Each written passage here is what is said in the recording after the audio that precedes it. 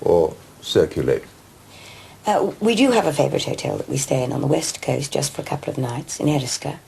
But we just really take the tent and we go off and find out whose land we're on and ask them if we may put our tent up there. And that's what we do. And then we sometimes move back quite a lot. But if it rains a great deal, I get a bit crabby. So then Michael says, I think we'll go to a hotel for the night. Yeah. And we do to dry out. Well, we have to. Yeah. I mean, you can't cope, can you? Are you and Michael skilled campers? Well, I think we are now. But when we first put the tent up, and I was a very skilled camper as a very small girl, but when we first decided we'd go, we put the tent up on its side, and we kept thinking, what is this? This tent went up and up and up. We said, what is this tent for? I mean, it's only for 3 of us. Well, it could have done for about 42 of us. We could have put up very nicely there. Nobody would have been cramped. But we nearly always manage at some point to just go through Edinburgh, because I think that it's... That is a favourite. It's, I think, the most beautiful city in the world I've been to. And I love it there again for the history, because it's a city built on rock. I feel that it can't have changed much, you know, because York, for instance, we must be walking well above the level that the Romans walked, or whoever, when they occupied York, medieval York. But in Edinburgh, I actually somehow feel that we're walking on rock. And so you're the level between you there is very, very thin. I love it, that city. Of course, you've played quite a lot in Scotland. Yes, I have. At Edinburgh, with the Vic. Twice, I think, yes, twice. 12th night at the Assembly Hall, and then we were at the Lyceum with the Double Dealer. Yes. But not enough. I mean, I would like to go back very, very much indeed to act there. Nowadays, of course, an actress doesn't work in one medium. Which medium do you think you slot into most easily? The theatre, I think, Roy. I mean, I've been asked this question a lot of times, and it's only now really, having been asked it a lot of times and really thought about it, that I think it is the theatre, only because you get more chances to get it right. Also, there's a tremendous gift of the audience actually coming out of their homes and buying a ticket and coming to the theatre.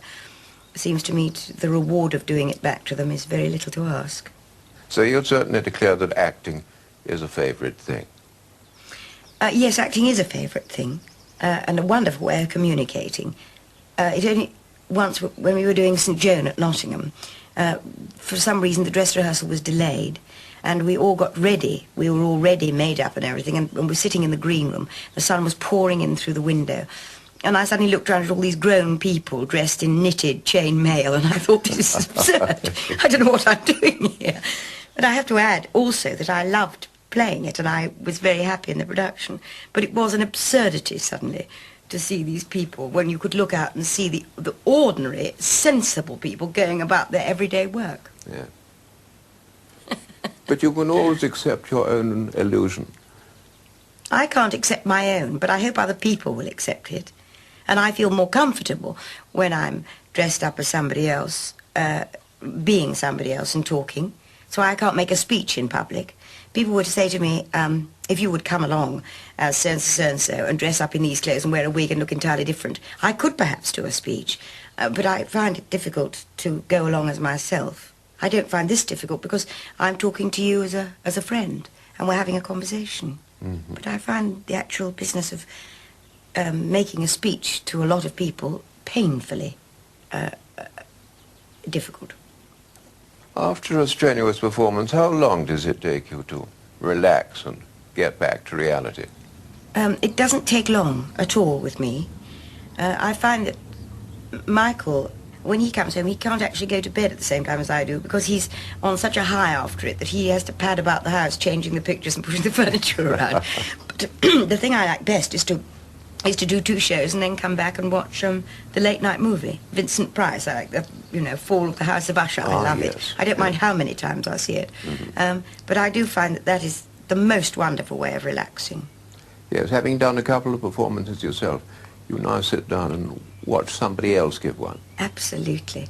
And have the joy of being able to turn off if I want and go to bed. Or, I'd like to be able to do that sometimes during an evening performance of my own.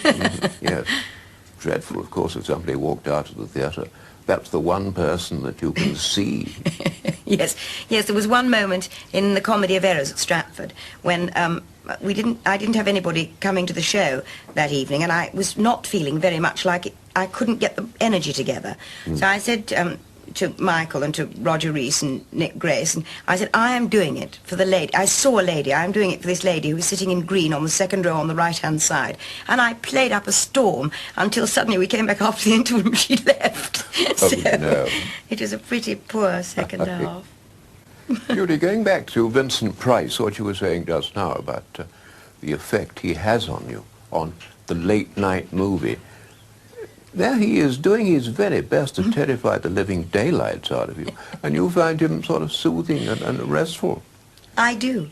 I must admit that sometimes I'm afraid watching, but it's the kind of fright and the kind of escapism that I want at that time of the evening. That lovely dark red voice. Wonderful. And you realise there's no truth in it. Yes, I hope there isn't, yes. Don't make me nervous, Roy. I shall never watch again.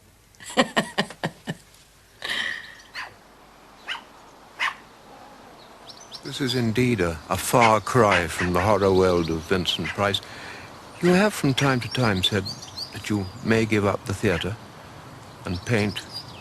How serious were you? Very serious indeed. It was when I had a daughter. I mean, not giving up for any other reason than with a family. I wanted to be at home. And that feeling has gone on, though Michael persuaded me not to give up when she was born. And so we try always as much as we can to be together. Yeah. Very successfully on that. Well, so far, Roy, we don't look ahead. We just go day by day, really, and hope that we can organise something that enables us to be together as much as we can.